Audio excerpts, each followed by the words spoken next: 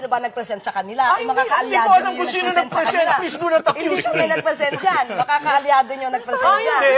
Ayan ang propaganda. Biro mo ang assertion mo, ako kasama. Eh, ba't mo hinahanap sa akin? Baka alam mo. Alam mo, pag ikaw ang estado, Okay. never mind. Well, let's I respect this show. I do not want to go to the gutter. So, don't Let's ask start ng vote. kasi.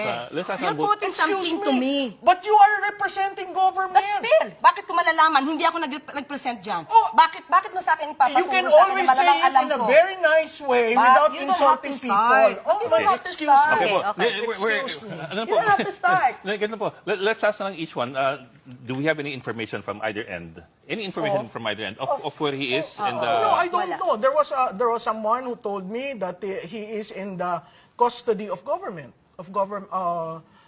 agencies of government, including the family.